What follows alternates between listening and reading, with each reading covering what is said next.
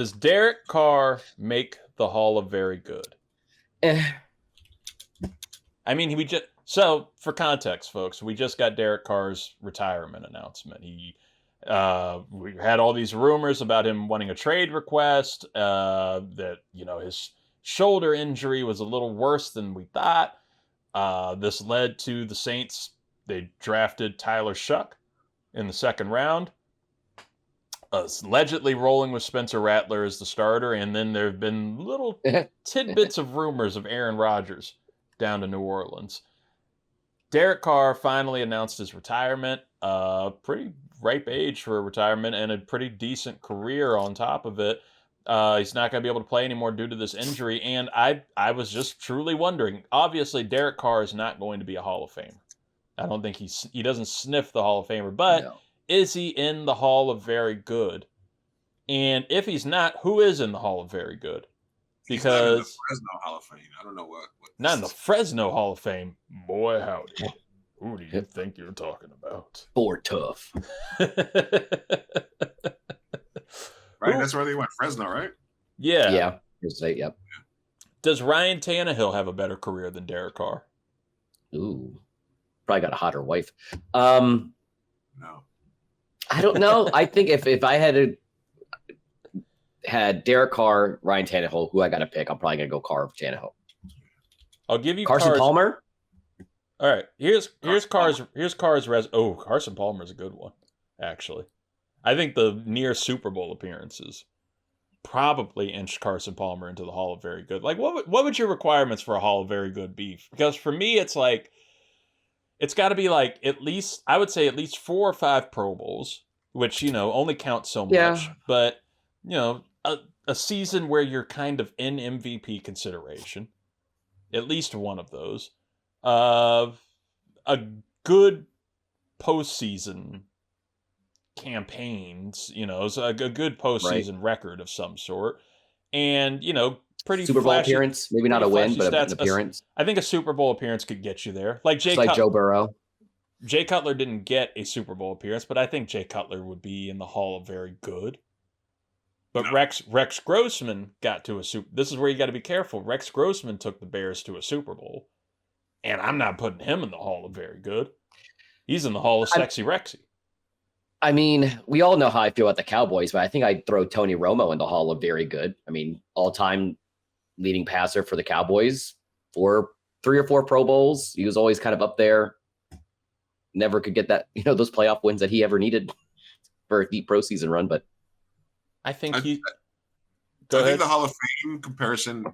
I think the fact that it's a Hall of Fame sort of, you have to adjust for sport, right? Because I think we all started with the Baseball Hall of Fame, and you have to dominate for 10, 15 years, hit 700 home runs, et cetera, to get into the Baseball Hall of Fame. For football, I think that if you have a peak of like 3 to 5 years, because football careers are so short, peak of 5, we're at some point, you're in a conversation for one of the best of your position at the time, or the best of your position during that time, then you're worthy of Hall of Fame consideration. And I think that, Dan Marino's a Hall of Famer, never won a Super Bowl, probably one of the best of all time. So I think that the Hall of Fame has to count more towards your individual accomplishments than team accomplishments, because it's about how good you were. The other like you said, the Super Bowls and stuff, they're good, but Rex Grossman isn't getting into the Hall of Fame just because he went to a Super Bowl. You know what I mean? So that's where I'm at. I'm gonna give you a Hall of Very Good inaugural class, right? I'm gonna give you 4 here and tell me if I'm off base. And this is where I'm basing it is these guys are very good, almost dominant, but like they're not going to the Hall of Fame. They're not going to go to the Hall of Fame, but you could also, like, if you're like really drunk, you could probably get into a fight about it. That they make a Hall of Fame bid at some point, like senior eligibility or something. I'm gonna give you. I'm stealing Tony Romo. I'm going to put Tony Romo in there. Phillip Rivers, Matt Ryan, and Donovan McNabb. I think that's a Hall of Very Good. And I don't think Derek Carr quite qualifies for that. One more time? I'm giving you Tony Romo, Donovan McNabb, Matt Ryan, Phillip Rivers. All of them over Derek Carr. Yes. Yeah, I think they're Hall of Very Good, and I don't think Carr qualifies for that. I take Chad Pennington over Derek Carr. Oh, really? Ooh. Huh. I'd like that shout. I'd support that. I like that. Alex Smith. We take Alex Smith over Derek Carr? Not Alex Smith. Really? Mark Sanchez. Not Mark Sanchez. I take Chad Pennington, but not Mark Sanchez. What about Kirk Cousins? Jeff Garcia. Jeff Garcia over Derek Carr. Kirk Cousins? Kirk? Ooh, what time's the game?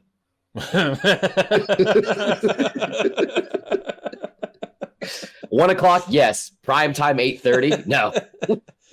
I'll cap off Derek Carr's stats in the NFL, like his full thing here. He made 4 Pro Bowls, which of course, again, you can't go off of that. I think some of those he filled in.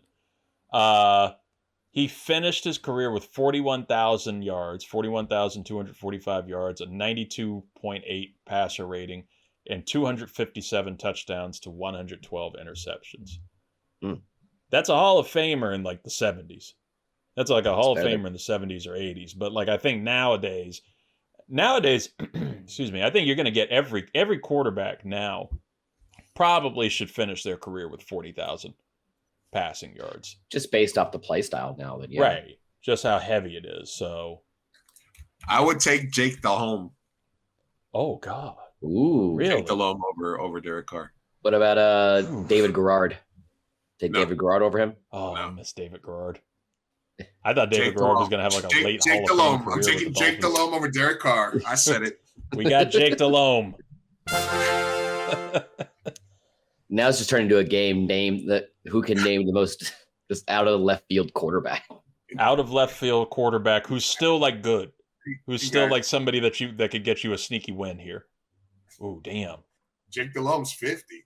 Jake Delhomme might win this. Jake Delhomme might win that whole Jake Delhomme corollary. Matt Hasselbeck. Ooh. Tim? Super Bowl winner. Ooh, Tim. Tim Hasselbeck? Tim Hasselbeck. Yeah. No.